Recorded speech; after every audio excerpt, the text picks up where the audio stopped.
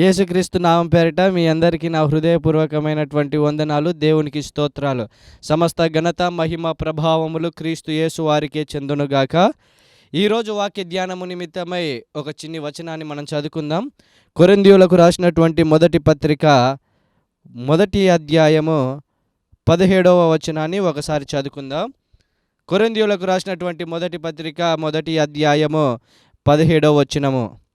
బాప్తిస్మం ఇచ్చుటకు క్రీస్తు నన్ను పంపలేదు గాని క్రీస్తు యొక్క శిలువ వ్యర్థము కాకుండునట్లు నన్ను పంపెను. శిలువను గూర్చిన వార్త నశించుచున్న వారికి వెరితనము గాని రక్షింపబడుచున్న మనకు దేవుని శక్తి. ఒక చిన్న ప్రార్థన. ప్రేమ నమ్మకము కలిగిన మా ప్రియ పరలోకపు తండ్రి, నీ ఉన్నతమైన ఘనమైన నామానికి స్తోత్రాలు చెల్లిస్తా ఉన్నా. మహాగణుడవు, మహోన్నతుడవు, సర్వాధికారివి, సర్వశక్తిమంతుడవు ప్రభువా. నీ అగ్నిచేత పుటమి వేసి కాల్చి నీ బిడ్డలతో ఏదైతే మాట్లాడాలని నువ్వు ఇష్టపడ్డావో పరిశుద్ధాత్మ దేవ నీ ఆధీన స్వాధీనంలో జరిగి తండ్రి చిత్తము నెరవేర్చి క్రీస్తు యేసు నామము మహిమ పొంది నీ శిలువ చాటున మరుగుపరిచి పుటమి వేసి కాల్చి ప్రభువా నీ మాట తేటగా వినిపించే బూరగా మార్చి క్రీస్తు యేసు నామానికి మహిమ కలుగున సమస్తాన్ని తండ్రి చిత్తము ద్వారా జరిగించుటకు పరిశుద్ధాత్మునికి లొంగిపోతుండగా సమస్త ఘనత మహిమ ప్రభావములు యేసుక్రీస్తు వారికే చెల్లునుగాక. ఆమేన్, ఆమేన్, ఆమేన్. కొరింథీయులకు రాసినటువంటి మొదటి పత్రిక మొదటి అధ్యాయం 17వ వచనములో ఒకడు అపోస్తుల వాడను, ఒకడు ఇంకొకని వాడను, ఒకడు క్రీస్తు వాడను, ఇంకొకరు ఇలా ఇలా ఇలా సంఘములలో తమకు ఇష్టమైన దైవజనుని అనుసరిస్తూ తమకి ఇష్టమైన దైవజనుడి మాటలే వింటూ ఇంకొక దైవజనుడి మాటలు వినకుండా ఇంకొక దైవజనుడి ద్వారా దేవుడు మనతో మాట్లాడతాడు అనే వివేచన లేకుండా తమకిష్టమైన దైవజనులను వెంబడిస్తూ ఉంటే అలా అపోస్తుడైన పౌలు కోప్పడుకుంటూ మీరు అక్కడ చూస్తే క్రీస్తు విభజింపబడి ఉన్నాడా, పౌలు మీ కొరకు సిలువ వేయబడ్డాడా అని పైన ఆ సంఘానికి హెచ్చరిక ఇస్తూ ఈ మాట పలుకుతాడు. నేను బాప్తిస్మాలు ఇవ్వటానికి రాలేదు కానీ క్రీస్తు యొక్క శిలువ నా యందు వ్యర్థము కాకుండునట్లు వాక్చాతుర్యము లేకుండా ఇదిగో రక్షణ సువార్త ప్రకటించుటకే నేను వచ్చాను. వాక్చాతుర్యము లేకుండా సువార్త ప్రకటించటానికే దేవుడు నన్ను పంపాడు. తనకు అనుగ్రహింపబడిన సత్య సువార్త, తనకు అప్పగింపబడిన ఉపదేశము తన యందు వ్యర్థము కాకుండునట్లు సువార్త ప్రకటిస్తున్నాడంట. దేవుడు తనని ఎందు నిమిత్తము పిలిచాడో, దేవుడు తనను ఎందు నిమిత్తము దర్శనమిచ్చాడో, సౌలును పౌలుగా ఎందుకు దేవుడు మార్చాడో, ఏ ఉద్దేశముతో తనని దేవుడు ఎదుర్కొన్నాడో ఆ ఉద్దేశాలన్నీ క్రీస్తు తన కొరకు సిలువ వేయబడినట్లుగా మీ యందు ప్రదర్శింపలేదా అని మాట్లాడుతున్నటువంటి పౌలు ఆ సిలువని గూర్చిన సువార్త తన యందు వ్యర్థము కాకుండునట్లు వాక్చాతుర్యం లేకుండా, అంటే మానవుడికి నచ్చే మాటలు చెప్పకుండా, మానవుడికి మెచ్చే మాటలు చెప్పకుండా, లాభసాటి అయిన మాటలు చెప్పకుండా సంఘాన్ని హెచ్చరిస్తే, సంఘాన్ని క్రీస్తు మార్గంలో నడిపిస్తే, క్రీస్తు స్వారూప్యంలోకి నడిపించాలనే ఒకే ఒక ఆంక్షతో అపోస్తుడైన పౌలు సేవ చేసుకుంటూ వచ్చాడు. సంఘాన్ని హెచ్చరిస్తే సంఘం రాదని ఆగలేదు. సంఘానికి బుద్ధి చెప్పే మాటలు చెప్తున్నప్పుడు, సంఘానికి నొప్పించే మాటలు చెప్తున్నప్పుడు అయ్యో సంఘము రాదేమో, అయ్యో విశ్వాసులు రారేమో, అయ్యో విశ్వాసులు వెనక్కి వెళ్ళి వేరే సంఘానికి వెళ్తారేమో అని ఇలా రాజీ పడినటువంటి వ్యక్తి కాదు అపోస్తుడైన పౌలు. అందుకే అపోస్తుడైన పౌలు ధైర్యంగా చెప్తున్నటువంటి మాట ఏంటో తెలుసా? క్రీస్తు యొక్క శిలువ సువార్త నా యందు వ్యర్థము కాలేదు. నువ్వు చెప్పగలుగుతావా ఆ మాట? నేను చెప్పగలుగుతాను ఆ మాట. నా దేవుడు నాకు ఇచ్చిన ఉపదేశం వ్యర్థం కాలేదు, నాకు ఇచ్చిన జ్ఞానము వ్యర్థం కాలేదు, నాకు ఇచ్చిన ఉద్యోగం వ్యర్థం కాలేదు, నన్ను పంపిన ప్రదేశములో దేవుని చిత్తము నా యందు వ్యర్థము కాలేదని మనం సాక్ష్యం ఇవ్వగలుగుతామా? అపోస్తుడైన పౌలు అంటాడు, నాకు అనుగ్రహింపబడినటువంటిది. నీకేం అనుగ్రహింపబడింది? దేవుడు నీకు ఏం అనుగ్రహించాడు? దేవుడు నీకు ఇచ్చినటువంటి ఉపదేశం ఏంటి? ఏమైనా దేవుని దగ్గర నుంచి పొందుకున్నావా? ఆస్తులు, అంతస్తులు, సిరి సంపదలు, బైకులు, ఉద్యోగాలే పొందుకున్నావా? ఏమైనా కృపవరాలు పొందుకున్నావా? ఉద్యోగాలు పొందుకున్నామా? ఆత్మ ఫలాలలో ఫలించే జీవితం కావాలని పొందుకున్నావా? ఈ లోకానుసారమైన సంపద, అన్ని ఆశీర్వాదాలన్నీ క్రీస్తు కృపచేత పొందుకున్నటువంటి నీవు దేవుని చేత ఆత్మీయత కొరకు, ఆత్మీయంగా అనేకులను నడిపించబడుటకు ఏమైనా దేవుని నుంచి అనుగ్రహింపబడిందా నీకు? అనుగ్రహింపబడలేదా? మరి దేవుని సువార్త ఏ విధంగా ప్రకటించగలుగుతావు? అనేకమైన ఆత్మీయ అవసరతలు పెట్టుకొని, అనేకమైనటువంటి ఆత్మలో సంపాదించుకునేటివి ఇంకా ఉన్నప్పటికీ కూడా, ఇంకా లోకాన్ని సంపాదించుకోవాలని, అవి సంపాదించుకోవాలని, ఇవి సంపాదించుకోవాలని, అక్కడికి వెళ్ళాలని, ఇక్కడికి వెళ్ళాలని, ఆ పేరు రావాలని, ఈ పేరు రావాలని, ఇంకా లోకంలో సంపాదించుకున్నటకు ప్రయాసపడుతున్నావో యవనస్తుడా? దేవుని చేత ఏమనుగ్రహం పొందావు? దేవుని చేత ప్రత్యక్షతలు పొందావా? దేవుని చేత కృపావరాలతో నింపబడ్డావా? ఆత్మ ఫలములు నీలో ఫలిస్తున్నాయా? దేవుడిచ్చిన తలాంతులను నువ్వు గుర్తుపట్టావా? దేవుడు తను మనసు విప్పి మాట్లాడిన ఉపదేశాన్ని భద్రము చేసుకున్నావా? దేవుడు అనుగ్రహించినటువంటిది. కొంతమంది దేవుడు ఏం అనుగ్రహించాడో తెలియదు. దేవుడు నీకేమిచ్చాడు బ్రదర్ అంటే, మొన్నటి వరకు పేద స్థితిలో నుంచి ఇప్పుడు ధనవంతుడనయ్యానయ్యా. ఒకప్పుడు ఇల్లు లేదు, ఒకప్పుడు ఇల్లు లేదు, ఇప్పుడు ఇల్లు వచ్చింది. ఒకప్పుడు ఉద్యోగం లేదు, క్రీస్తు కృపచేత నన్ను దీవించాడు, నాకు ఉద్యోగం వచ్చింది. ఉద్యోగంలో నుంచి, ధనవంతమైన స్థితిలో నుంచి, అనేకమైనటువంటి ఆశీర్వాద స్థితిలో నుంచి ఒకరోజు మనము లోకాన్ని వదిలిపెట్టి వెళ్ళవలసినటువంటి వారమై ఉన్నాం కదా. నీవు ఆత్మలో ఏం సంపాదించుకున్నావు? ఆత్మలో ఏం పొందుకున్నావు? ఆత్మీయంగా నలుగురిని బలపరచటానికి ఏం పొందుకున్నావు? ఏ కృపావరణాన్ని పొందుకున్నావు? నీ ద్వారా ఎవరైనా ఆదరింపబడుతున్నారా? నీ ద్వారా ఎవరైనా ఓదార్చబడుతున్నారా? నీ ద్వారా రక్షణ కార్యాలు జరుగుతున్నాయా? నీ ద్వారా అనేకులు క్రీస్తు యేసులో బలపడే కార్యాలు జరుగుతున్నాయా? లోకములో కష్టపడి సంపాదించుకునేటివి నువ్వు దేవుని దగ్గర వచ్చి విశ్వాసంతో సంపాదించుకుంటున్నావా? లోకస్తులు లోకంలో కష్టపడి సంపాదిస్తారు. నీవు క్రీస్తు యేసులో విశ్వాసంతో సంపాదించుకుంటూ కొనసాగించుకుంటూ క్రీస్తు నా యందు సంతోషం కలిగి ఉన్నాడని అనుకుంటున్నావేమో, భ్రమలో బ్రతుకుతున్నావేమో. దేవుడు నీకేం అనుగ్రహించాడో ఒకసారి గుర్తు చేసుకో. ఒకవేళ దేవుడు నీకేం అనుగ్రహించలేదు, అడుక్కో దేవుని సన్నిధిలో పడి. అయ్యా, ఆత్మవరాలు నీవు, కృపావరాలు నీవు, అన్ని భాషలతో మాట్లాడే స్థాయిలో నన్ను పెంచు ప్రభువా.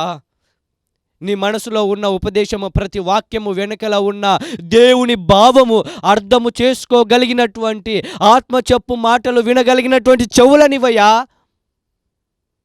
ఏం అనుగ్రహించాడు దేవుడు నీకు? అపోస్తుడైన పౌలుకు అనుగ్రహించాడంట. ఏమనుగ్రహించాడయ్యా అంటే, క్రీస్తు యొక్క శిలువ వ్యర్థము కాకుండానట్లు, వాక్చాతుర్యము లేకుండా సువార్త ప్రకటించుటకు ఆయన నన్ను పంపెను. యేసు ప్రభు నన్ను సువార్త చెప్పటానికి పంపాడు. ఎందుకు పంపాడు? శిలువ వ్యర్థము కాకుండానట్లు, క్రీస్తు యొక్క శిలువ వ్యర్థం కాకుండానట్లు. యేసు ప్రభు సర్వ మానవాళి కొరకు ప్రాణం పెట్టాడని మనకందరికీ తెలుసు కదా. యేసు ప్రభు నశించిపోతున్న ఆత్మలను వెదికి రక్షిస్తాడని మనకు తెలుసు కదా. యేసు ప్రభు తన ప్రాణాన్ని అర్పించి అనేకమైనటువంటి పాపముల నుండి దేవుడు మనల్ని విడిపించాడని మనకు తెలుసు కదా. ప్రతి ఒక్కరి కొరకు యేసు ప్రభు సిలువలో తన్ను తానుగా అప్పగించుకున్నాడని మనకు తెలుసు కదా. ఈ సువార్త నీవు అన్యజనుడికి చెప్పకపోతే సిలువ వ్యర్థం కదా. తెలియని ప్రజలకు నీవు చెప్పకుంటే ఆ రక్షణ సువార్త వ్యర్థం కదా. దేవుడు నీకు అనుగ్రహించిన సువార్త నీ యందు వ్యర్థమవుతుందేమో చూసుకో. సమయము వ్యర్థ అయిపోతుంది, కాలము వృధా అయిపోతుంది, వయసు వృధా అయిపోతుంది అని చాలామంది బాధపడుతూ ఉంటారు. కానీ క్రీస్తు నీ మీద ఉంచిన సిలువ సువార్త వ్యర్థమవుతుందేమో ఒక్కసారి నీవు గ్రహించుకోగలిగినటువంటి వాడవై ఉన్నావు. క్రీస్తు యొక్క సువార్తను నీ యందు వ్యర్థము కాకుండానట్లు. అపోస్తుడైన పౌలు అంటాడు, నన్ను యేసు ప్రభు తన రక్షణ సువార్తను ప్రకటించటానికి పంపాడు. ఎందుకు పంపాడంటే, క్రీస్తు యేసు సిలువలో చేసినటువంటి కార్యము వ్యర్థము కాకుండానట్లు.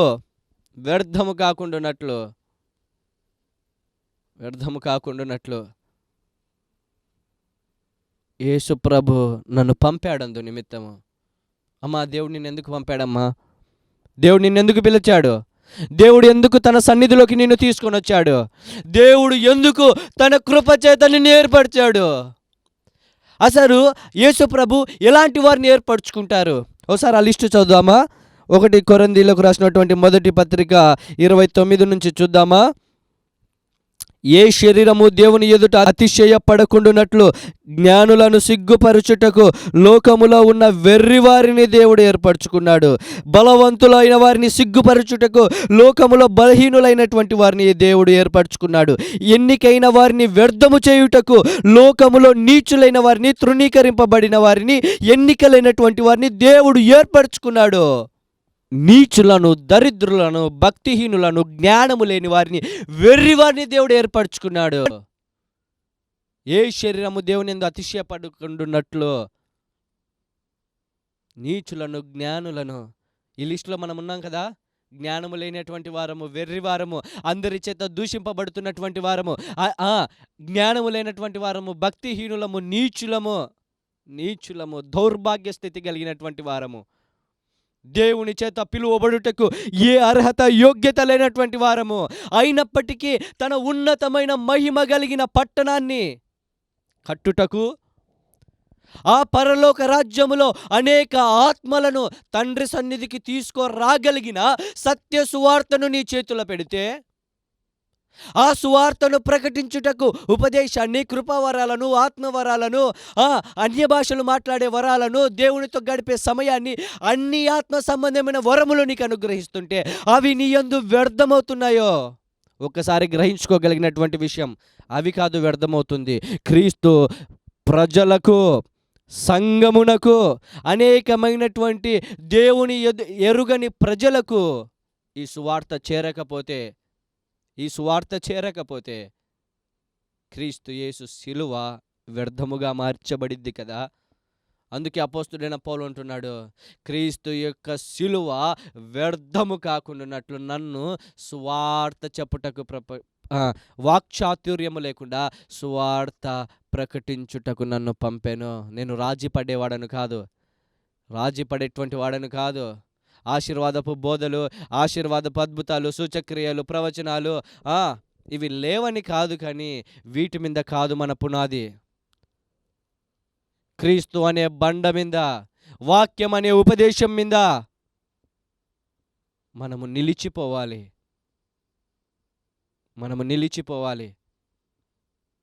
కయించే మాటలు, లాలించే మాటలు, మెచ్చుకోగలిగినటువంటి మాటలు, ఆకర్షణీయమైన మాటలు మాట్లాడటానికి కాదు నన్ను నియమించింది, నన్ను పంపింది. క్రీస్తు యొక్క సువార్త.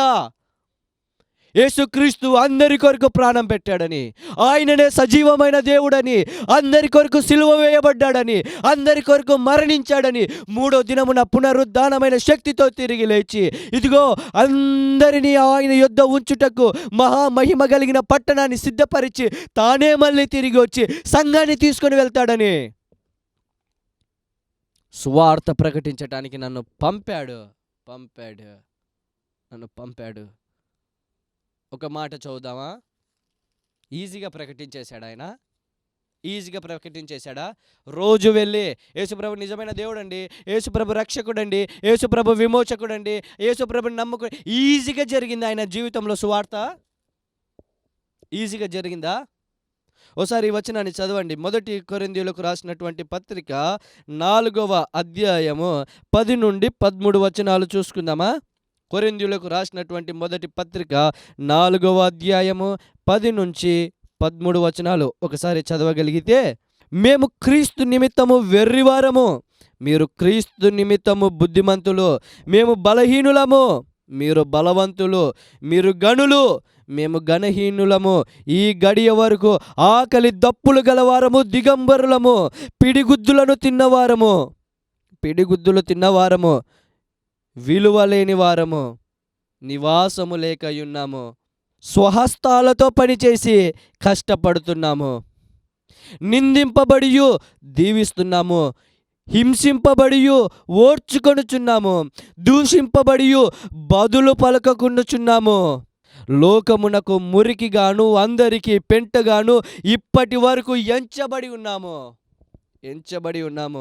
మీరు బలవంతులు, మేము బలహీనులం. మీరు వెర్రి వాళ్ళము, కష్టపడి పనిచేస్తున్న వారం, లోకమునకు పెంటలా కనిపిస్తున్నటువంటి వాళ్ళము, నివాసము లేనటువంటి వాళ్ళము. ఒక సువార్త అతని ద్వారా ప్రకటించుటకు తన్ను తానుగా ఎలా మార్చుకుంటున్నాడో చూడండి. ఒక వెర్రివాణిగా, నివాసము లేనటువంటి వాడిగా, లోకము చేత దూషింపబడుటకు ఇష్టపడినటువంటి వాడిగా అనేకమైనటువంటి శ్రమల గుండా వెళ్తున్నాడు. లోకమేం ఆహ్వానించట్లేదు, ద్వేషిస్తుంది, ఆయన దీవిస్తున్నాడు. లోకమేం చేర్చుకోవట్లేదు, అయినప్పటికీ కూడా ఆశీర్వదిస్తున్నాడు. సంఘము, ఆత్మలు, ఆయన పెంచినటువంటి, ఆయన ఆత్మలో పోషించినటువంటి తన సంఘాన్ని వాళ్ళు బలవంతులుగా ఉండు నిమిత్తము బలహీనుడైపోతున్నారంట. వాళ్ళు ధనవంతులుగా ఉండు నిమిత్తము ఈయన దరిద్రుడవుతున్నాడంట. చూసారా? క్రీస్తు యేసు సువార్త ప్రకటించుటకు అపోస్తుడైన పౌలు జీవితంలో ఎన్ని శ్రమల గుండా వెళ్తున్నాడు కదా. అపోస్తుడైన పౌలా, ఎందుకయ్యా ఇన్ని శ్రమలు పడుతున్నావు? ఓసారి మీరు ఆ మాట చదువుతారా? 2 కొరింథీయులకు రాసినటువంటి 2వ పత్రిక 4వ అధ్యాయము 8-9 వచనాలు. ఎటు పోయినను శ్రమ పడుచున్నాము, ఇరికింపబడుతున్నాము, అపాయము చేత ఉన్నాము, దిక్కులేని వారము కాము. ఎటు పోయినను శ్రమ పడుచున్నాము, ఎటు పోయినను ఇరికింపబడుతున్నాము, ఎటు పోయినను అపాయములలో ఉన్నాము. అనేకులతో దూషింపబడుతున్నాం, అనేకులతో హింసింపబడుతున్నాం, అనేక శ్రమలు వస్తూ ఉన్నాయి, అనేక నిందలు వస్తూ ఉన్నాయి, అనేక అవమానాలు వస్తూ ఉన్నాయి, అనేక చేతులు వ్యతిరేకంగా మార్చబడుతున్నాయి, అనేక నోర్లు వ్యతిరేకంగా మార్చబడుతున్నాయి, అనేకమైనటువంటి నోర్లు వ్యతిరేకంగా మార్చబడుతున్నాయి. ఎటు పోయినను శ్రమ పడుతున్నాం, ఎటు పోయినను ఇరికింపబడుతున్నాం, ఎటు పోయినను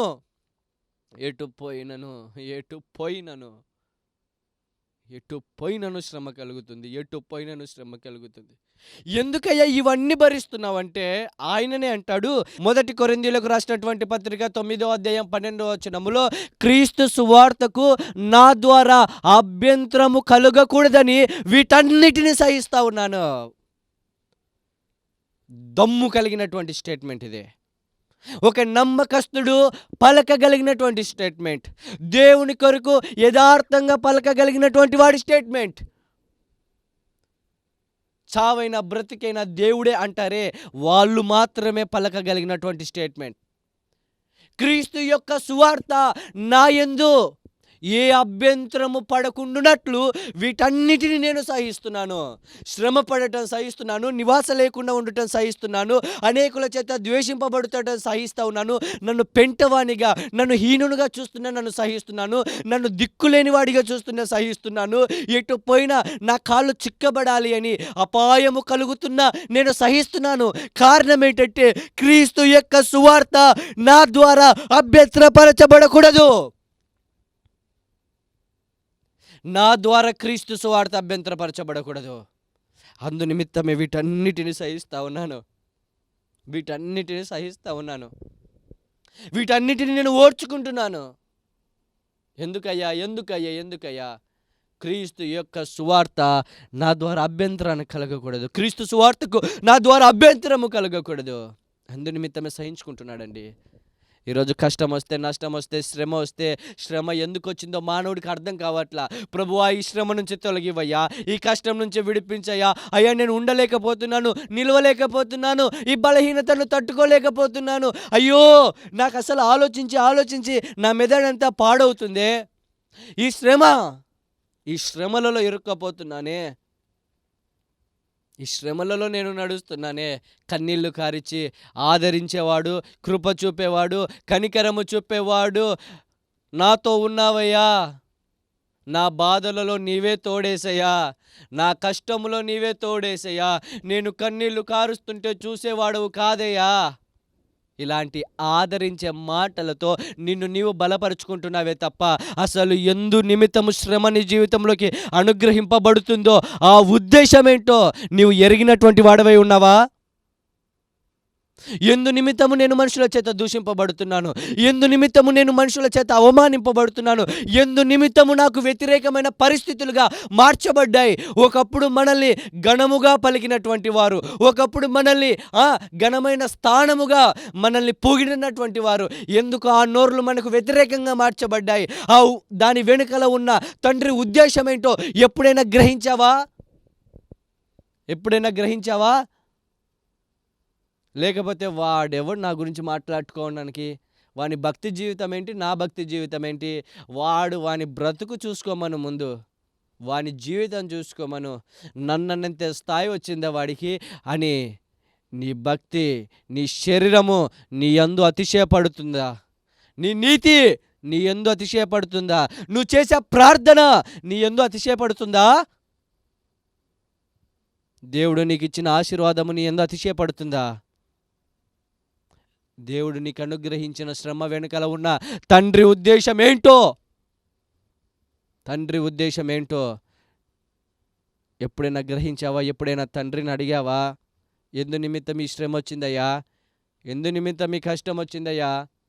యోసేపుని తన అన్నలు వెలివేస్తే చంపాలనుకొని, అందులో ఒకడికి ప్రేమ కలిగితే ఎందుకు చంపటం అని పరాయి దేశానికి అమ్మేద్దామని ఒక గోతిలో వేస్తే చంపేయాలని గోతిలోంచి తీసి పరాయి దేశానికి యోసేపుని అమ్మేస్తే ఆ పరాయి దేశంలో అనాథగా, ఎవరు లేని బంధువుగా, దేవుడొకే దిక్కు ఆధారముగా పవిత్రమైన జీవితం, పరిశుద్ధమైన జీవితము యేసు ప్రభు తనకి ఇచ్చిన అనుగ్రహాలని బట్టి, ఆ కృపని బట్టి అతడు వెంబడిస్తుండగా ఒకరోజు అతన్ని దేవుడు దీవించి ఆశీర్వదించి తన నమ్మకత్వాన్ని, పరిశుద్ధతను, పవిత్రతను, యథార్థమైనటువంటి జీవితాన్ని బట్టి యేసు ప్రభు యోసేపుని ఆశీర్వదించి ఒక ఉన్నతమైన స్థానంలో ఒక ప్రైమ్ మినిస్టర్లో పోస్టు పెడితే, ఆహార శాఖలో యోసేపుని పెడితే,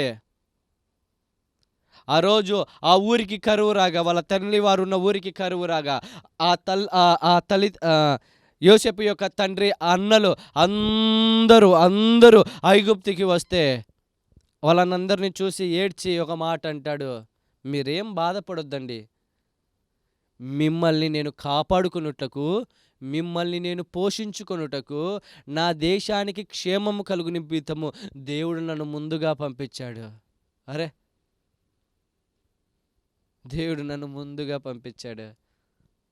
అపోస్తలుడైన పౌలు ప్రయాణం చేస్తూ ఉంటే ఆ సముద్రంలో పెను తుఫాను లాగా ఓడలు బద్దలవుతున్నటువంటి పరిస్థితిలో పౌలు అంటాడు, మీరు భయపడొద్దు, నాకు దేవదూత చెప్పాడు ఆల్రెడీ, నేను అతని యుద్ధకి వెళ్తానని, నా గమ్యానికి నేను చేరుకుంటానని, ఎవరి ఎదుట సువార్త ప్రకటించాలో, ఎవరి ఎదుట నేను మాట్లాడాలో వారితో మాట్లాడతానని నాకు దేవదూత చెప్పాడు. ఈ శ్రమకు భయపడొద్దండి.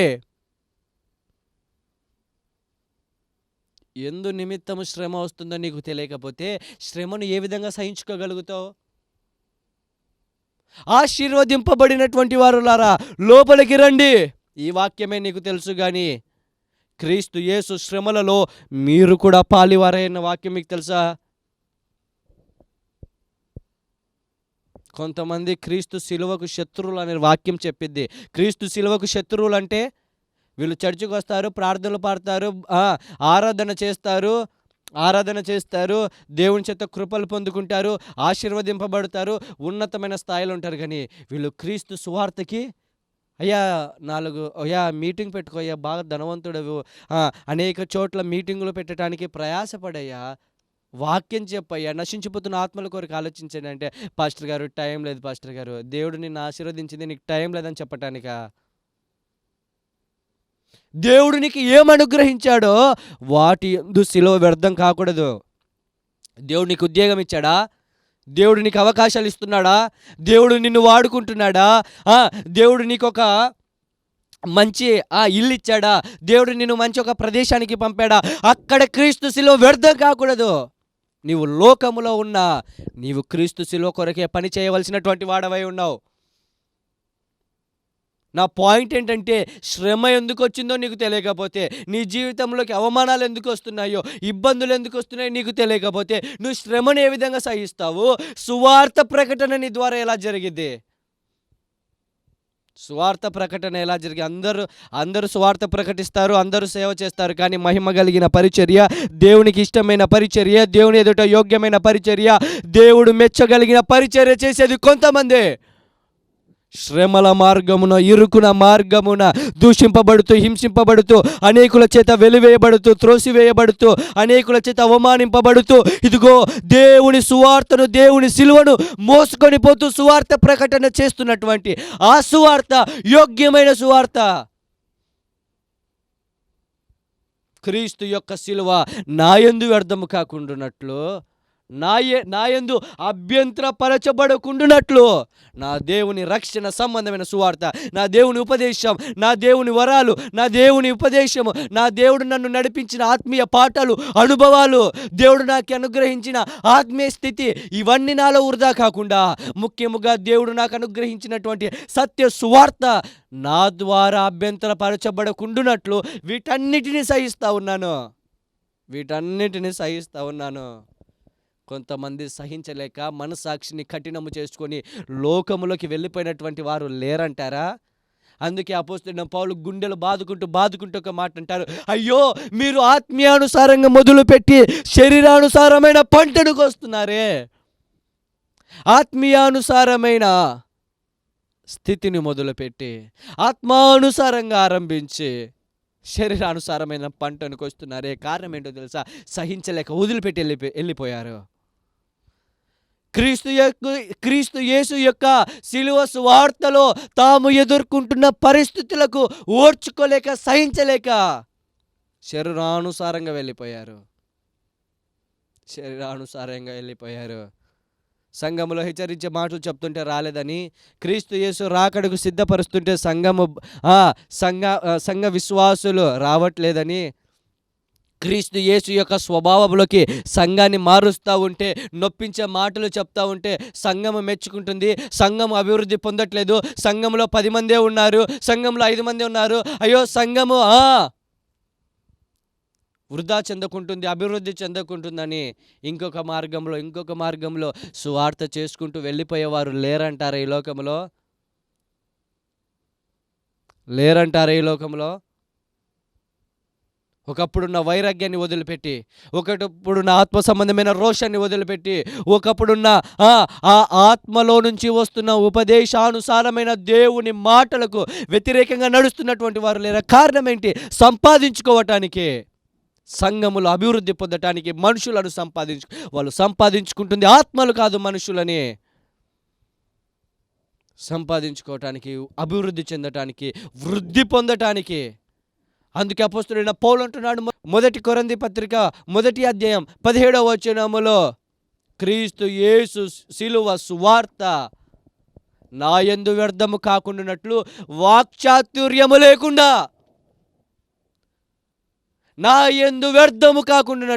వాక్చాతుర్యము లేకుండా కవించే మాటలు, సమయోచితమైనటువంటి మాటలు, లాభసాధనమైన మాటలు, ఇలాంటి వాక్చాతుర్యము నాకు లేకుండా సువార్త ప్రకటించడానికి నన్ను పంపాడు. అందు నిమిత్తమే ఎన్ని శ్రమలైనా, ఎన్ని కష్టాలైనా, ఎన్ని అవమానాలైనా, ఎన్ని ఇబ్బందులైనా, ఎంత ఒంటరితనమైనా, అందరి చేత వెలివేయబడుతున్నా నేను ఓర్చుకుంటున్నాను. ఎందుకో తెలుసా? నా ద్వారా నా దేవుని సువార్తకు అభ్యంతరం కలగకూడదు, నా ద్వారా నా దేవుని సువార్త ఆగకూడదు, తండ్రి నా ద్వారా ఉద్దేశించిన ఆత్మల సంపాదన ఆగకూడదు, తండ్రి నా ద్వారా చేయాలనుకున్న ప్రతి పని ఆగకూడదు, తండ్రి నా ద్వారా ఆశించినటువంటి రక్షణ కార్యాలు ఆగకూడదు. అతని ద్వారా జరగవలసిన రక్షణ సువార్తను తాను అభ్యంతరపరుచుకోకుండానట్లు సహిస్తున్నాడంట. నువ్వు సహిస్తున్నావా? నీ జీవితంలోకి వచ్చే కష్టాలు కానీ, నష్టాలు కానీ, ఇబ్బందులు కానీ, అవమానాలు కానీ, ఒంటరితనం కానీ నా దేవుని ఉద్దేశం లేకుండానే ఇవి రావు, నా దేవుని అనుమతి లేకుండానే ఇవి రావు. ఏదో చేయాలనుకుంటున్నాడు, ఏదో పాఠం నేర్పాలనుకుంటున్నాడు. ప్రతి ఒక్కరు అనుకుంటారు శ్రమ పడుతున్నావు కాబట్టి దేవుడు నిన్ను దీవిస్తాడు. దీవించటానికి కాదు శ్రమ.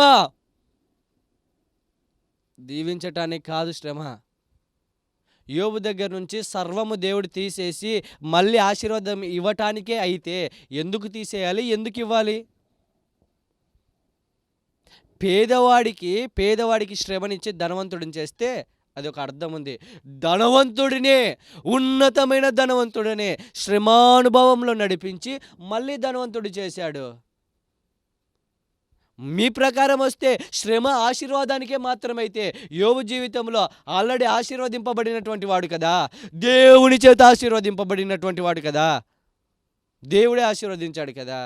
శ్రమ ఆశీర్వాదం కొరికే అనుకుంటున్నారు, కష్టము ఆశీర్వాదం కొరికే అనుకుంటున్నారు. నేను ఈ పరిస్థితిలో నడిచేది రేపు దేవుడు అనుగ్రహించే ఈ కొంచెంకాలం ఓపిక పడితే, ఈ కొంచెంకాలం కష్టపడితే, ఈ కొంచెంకాలం సహిస్తే దేవుడు నన్ను ఆశీర్వదిస్తాడు. ఆశీర్వదించడానికి కాదు శ్రమ, నీకు అనుభవాలు నేర్పటానికి. క్రీస్తు యేసు శ్రమపడి విధేయత నేర్చుకున్నాడంట.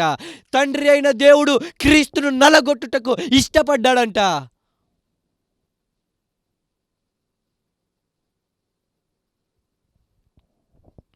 క్రీస్తు తన్ను తానే సిలువకు అప్పగించుకున్నాడంట. శ్రమల ద్వారా క్రీస్తు సంపూర్ణుడిగా మార్చబడ్డాడంట. ఒక సంపూర్ణుడు మళ్ళీ శ్రమల ద్వారా సంపూర్ణత సంపాదించుకోగలిగినటువంటి వాడై ఉన్నప్పుడు మన బతుకులు ఎంత, మన జీవితాలు ఎంత, మన ఆత్మీయస్థితి ఎంత, మన ప్రార్థన జీవితం ఎంత?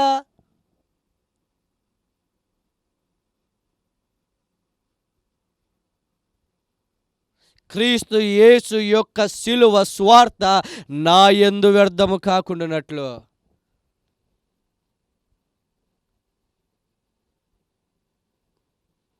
దేవుడు నలుగురిని పిలిచి 4 తల ఒక్కొక్కరికి వాళ్ళ శక్తి కొలగది, ఒకరికి 10, ఒకరికి 5, ఒకరికి 2, ఒకరికి 1 అలా తలాంతులు ఇస్తే అందరూ కష్టపడి సహించుకొని ఓర్చుకొని దేవుడిచ్చిన తలాంతుని వృధా చేయకుండా, దేవుడు తనకు అనుగ్రహించినది వృధా చేయకుండా దాన్ని రెట్టింపు చేసి యజమానుడు వచ్చినప్పుడు రెట్టింపుగా చేశాడు.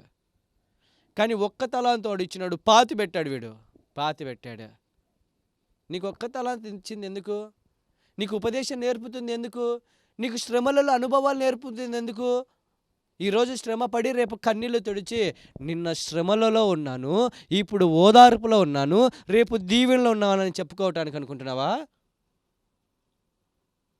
ఒకప్పుడు కష్టంలో ఉన్నానయ్యా, దేవుని కృప చేత ఈరోజు నేను దీవించబడ్డాను. సాక్ష్యం చెప్పటానికి ఇస్తున్నాడు అనుకుంటున్నావా శ్రమలు?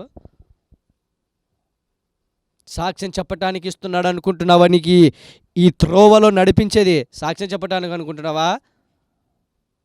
అనుభవాలు నేర్చుకోవటానికి, దేవుడు నీకు అనుగ్రహించినది నువ్వు సంపూర్ణుడిగా చేయటానికి, దేవుడు నీ ద్వారా కోరుకున్నది నీవు పరిపూర్ణంగా చేయగలిగినట్టుగా, పరిపూర్ణంగా నీవు చేయటానికి, నేను చేయటానికి, ఒక్క లెక్క తప్పిపోకుండా దేవుడు చేయగలిగిన అంతటిని మన ద్వారా చేయించబడు నిమిత్తము మనము ఓర్చుకోవాలి. ఆయన ఓర్చుకున్నాడు కాబట్టే ఒక మాట అంటాడు ఏంటో తెలుసా? నా పరుగును కడముట్టించి తిని నా విశ్వాసాన్ని కాపాడుకుంటుని. నా పరుగును నేను కడముట్టించి తిని.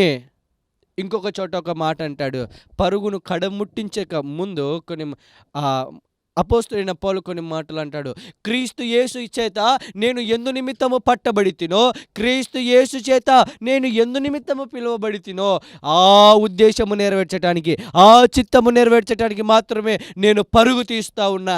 ఈ పరుగు నా ద్వారా అభ్యంతరపడబడకూడదని, నా ద్వారా వ్యర్థము కాకూడదని, నా ద్వారా ఆ రక్షణ సువార్తకు ఆటంకము కలగకూడదని లాలించే మాటలు, కవ్వించే మాటలు చెప్పకుండా దేవుని ఎదుట నిర్దోషులమైన మచ్చ, డాగు, కలంకమట్టి ఏంటి లేని సువర్ణమైన పాత్రగా సంఘాన్ని నిలబెట్టుటకు నేను సంఘానికి నా దేవుడు నాకు అనుగ్రహించిన రక్షణ సువార్తను మాత్రమే ప్రకటించుకుంటూ అనేకమైనటువంటి శ్రమల చేత, అనేకమైనటువంటి బాధల చేత, అనేకమైనటువంటి హింసల చేత, అనేకమైనటువంటి దూషణల చేత, అనేకమైనటువంటి వ్యతిరేకమైనటువంటి పరిస్థితిలో నా ద్వారా నా దేవుని సువార్తకు అభ్యంతరము కలగకూడదని ఓర్చుకుంటున్నాను. ఓర్చుకొని ఏం జరిగిందయ్యా అంటే, నేను నా పరుగును కడముట్టించాను. అంటే అర్థం ఏంటో తెలుసా? నా దేవుడు నా ద్వారా చేయాలనుకున్న ప్రతి పని నా ద్వారా జరిగింది. అయ్యో అపోస్తులైన పౌలు ద్వారా ఈ పని చేయించుకోవాలనుకున్నాను, కానీ చేయించుకోలేకపోయానని దేవుడు బాధపడకుండా ప్రతి పని నా ద్వారా జరిగింది. నా తండ్రి నా జీవితంలో ఉద్దేశించిన ప్రతి కార్యము జరిగింది. నా తండ్రి నా జీవితంలో తాను ఏదైతే చేయాలని ఇష్టపడ్డాడో ఆ కార్యమంతా నా ద్వారా జరిగింది అని నా పరుగును కడముట్టించాను. నాకు ఇంకా ఏం పని లేదు. నా విశ్వాసాన్ని అంతము వరకు కాపాడుకున్నాను.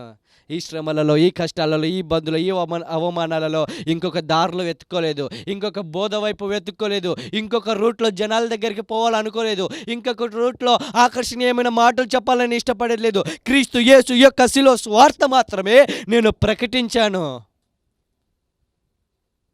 నా విశ్వాసాన్ని, నా పరుగును నేను కడముట్టించి తిని ఏమనుగ్రహించాడు? చివరిగా కొన్ని మాటలు చెప్పి ముగిస్తాను. దేవుడు నీకు ఏమైనా అనుగ్రహించాడా? దేవుడు నిన్ను ఎందు నిమిత్తం పిలిచాడో నీకు తెలుసా? దేవుడు నిన్ను ఎందు నిమిత్తం ఏర్పరిచాడో నీకు తెలుసా? ఎందుకు నీకు శ్రమ అనుభవాలు ఇస్తున్నాడో నీకు తెలుసా? ఆత్మీయ సంబంధమైన అవసరతలు నీవు తీర్చుకోకుండా లోక సంబంధమైన అవసరతలు కృపచేత నీవు పొందుకొని ఆత్మీయ సంబంధంగా అభివృద్ధి పొందట్లేదా? ఆత్మ సంబంధంలో నీవు పొందుకోవాల్సినటువంటివి ఏమీ లేదా?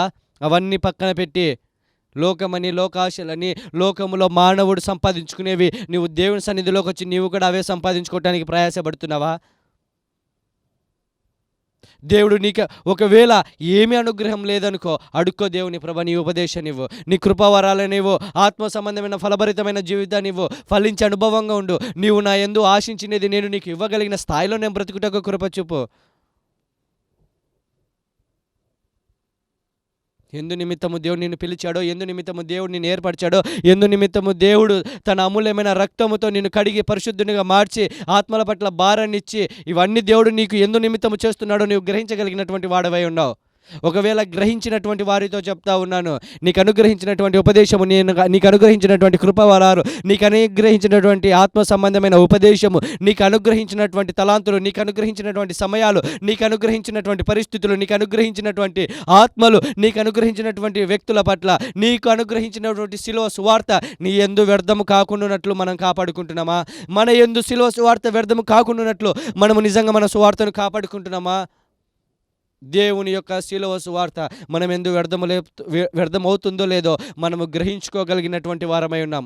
అనేక శ్రమలలో, అనేకమైన కష్టాలలో, అనేకమైన ఇబ్బందులలో, అనేకమైన ఒంటరి త్రోవలో మనుషుల చేత వెలివేయబడుతూ, దూషింపబడుతూ, హింసింపబడుతూ, పెంట కుప్ప వలె మన జీవితాలు మార్చబడుతున్నా, నివాసము లేనటువంటి వారి వలె మన జీవితాలు మార్చబడుతున్నా, తట్టుకొని ఓపికతో సహించుకోగలిగినటువంటి అనుభవం లేక ఇంకొక దావ, ఇంకొక త్రోవ, ఇంకొక కార్యాలు, ఇంకొక ఆకర్షణీయమైన మాటలు, ఇంకొక స్థితిలో నీవు దేవుని పనిని జరిగించాలని చూస్తున్నావా? లేకపోతే సహించుకోగలిగావా? సహించుకోకపోతే, విశ్వాసాన్ని కాపాడుకోకపోతే, అంతము వరకు సహించకపోతే మనకు పరలోక రాజ్యము లేదే. అంతము వరకు సహించువాడే. అంతము వరకు సహిస్తావా?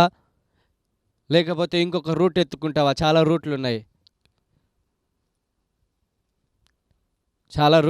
ఇంకొక రూట్ ఎత్తుకుంటున్నావా? ఒకవేళ నీవు సహించలేకపోతే నా దేవుని ఉన్నతమైనటువంటి చిత్తము, నీ మీద ఉన్న తండ్రి ఉద్దేశము ఎటువంటి పరిస్థితిలో పరిపూర్ణంగా జరగదు. జరిగిద్ది కానీ పరిపూర్ణంగా జరగదు. ఒకవేళ సహిస్తున్నావా? ఎన్ని శ్రమలైనా, ఎన్ని కష్టాలైనా, ఎన్ని ఇబ్బందులైనా, ఎన్ని అవమానాలైనా, ఎన్ని ఒంటరితనములైనా క్రీస్తు యేసు శిలువ నా యందు వ్యర్థము కాకుండానట్లు సహిస్తున్నావా? ఆశీర్వాదం కొరకు సహించే వాళ్ళు చాలామంది, అభివృద్ధి కొరకు సహించే వాళ్ళు చాలామంది. దేవుడు ఏ నాటికైనా నన్ను ఆశీర్వదిస్తాడు, ఏ నాటికైనా నన్ను దీవిస్తాడు, ఈ పరిస్థితులు రాబోతున్న రోజుల్లో నాకుండవని నిరీక్షించి సహించే వాళ్ళు కొంతమంది. కానీ క్రీస్తు యేసు శిలువ కొరకు సహించే వాళ్ళు కొంతమంది. క్రీస్తు యేసు యొక్క రక్షణ స్వార్థ కొరకు సహించే వాళ్ళు చాలామంది. క్రీస్తు యేసు యొక్క చిత్తాన్ని మన జీవితంలో నెరవేర్చుటకు శ్రమలను అనుభవాలుగా మార్చుకొని సహించే వాళ్ళు చాలా తక్కువ మంది. ఎందు నిమిత్తము సహించుకుంటున్నావో నీవు పరీక్షించుకోగలిగినటువంటి వాడవై ఉన్నావు. క్రీస్తు యేసు శిలువ సువార్త నీవు సహించుకుంటే నీ తండ్రి చిత్తము నీ జీవితంలో పరిపూర్ణంగా జరిగింది. హల్లెలూయా. నీ జీవితంలో తండ్రి ఉద్దేశించిన చిత్తము పరిపూర్ణంగా జరిగిద్ది.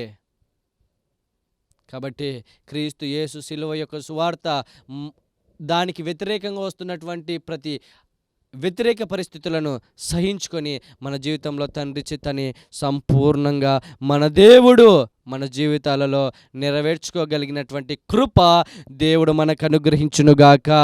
మన దేవుడు మనకు అనుగ్రహించిన ఈ సిలువ సువార్త మన యందు వ్యర్థము కాకుండానట్లు దేవుడు తన కృపను మనకు అనుగ్రహించునుగాక. ఆమేన్. కళ్ళు మూసుకున్నట్లయితే ఒక చిన్న ప్రార్థన. ప్రేమ నమ్మకము కలిగిన నా ప్రియ పరలోకపు తండ్రి, నీ ఉన్నతమైన ఘనమైన నామానికి స్తోత్రాలు చెల్లిస్తా ఉన్నా. ఎంతైనా మహాగణుడవు, మహోన్నతుడవు, సర్వాధికారివి ప్రభువా. అయ్యా, అవునయ్యా, నీ శిలువ మా యందు వ్యర్థము కాకుండానట్లు, నీవు మాకు ఇచ్చిన ఉపదేశము వ్యర్థము కాకుండానట్లు, అయ్యా, నీవు మాకు అనుగ్రహించిన ఆత్మ సంబంధమైనటువంటి పాఠాలు, అనుభవాలు, నీ ఉన్నతమైనటువంటి మాటలు ప్రభువా, నీవు మాకు అనుగ్రహించినటువంటి తలాంతులు మా జీవితంలో వ్యర్థము కాకుండానట్లు, శిలువ సువార్త మా యందు వ్యర్థము కాకుండానట్లు ప్రభువా, అయ్యా, నీ కృపణ మాకు దయచేయండి. అయ్యా, నీ కనికరాన్ని మాకు దయచేయండి. అయ్యా, నీ ఉన్నతమైనటువంటి ప్రభువా రెక్కల కంచె కాపుదలను మాకు దయచేసి సహించగలిగినటువంటి మనసును, ఓర్చుకోగలిగినటువంటి మనసును, అయ్యా, సహించి ఓర్చుకొని ముందుకు కొనసాగించే మనసును మాకు దయచేసి, నా తండ్రిని మా జీవితాలలో ఉద్దేశించిన ప్రతి కార్యము, మా తండ్రి మా జీవితాల్లో ఉద్దేశించిన సంపూర్ణమైన చిత్తము మా ద్వారా నెరవేర్చుకొనుటకు అయ్యా కృప చూపించి, అయ్యా, క్రీస్తు యేసు యొక్క శిలువను సంపూర్తిగా మా ద్వారా జరగవలసిన కార్యం అంతటిని ప్రభువా పరిశుద్ధాత్మను మా ద్వారా జరిగించుకొనుటకు ఒక నూతనమైన ఆత్మాభిషేకముతో మమ్మల్ని నింపి నా యేసు క్రీస్తు నామానికే మహిమ కలుగుటకు, తండ్రి చిత్తమంతా మా జీవితాలలో నెరవేర్చబడుటకు ఒక నూతనమైన అభిషేకంతో మమ్మల్ని నింపి నడిపించమని యేసు క్రీస్తు నామంలో అడిగి వేడుకొని పొందినాము తండ్రి. ఆమేన్. ఆమేన్. యేసుక్రీస్తు నామం పేరిట మీ అందరికీ నా హృదయపూర్వకమైనటువంటి వందనాలు, దేవునికి స్తోత్రాలు. సమస్త ఘనత, మహిమ, ప్రభావములు క్రీస్తు యేసు వారికే చెందునుగాక. దేవుడు మనల్ని అందరినీ దీవించి ఆశీర్వదించునుగాక. నా దేశాన్ని దీవించి ఆశీర్వదించునుగాక.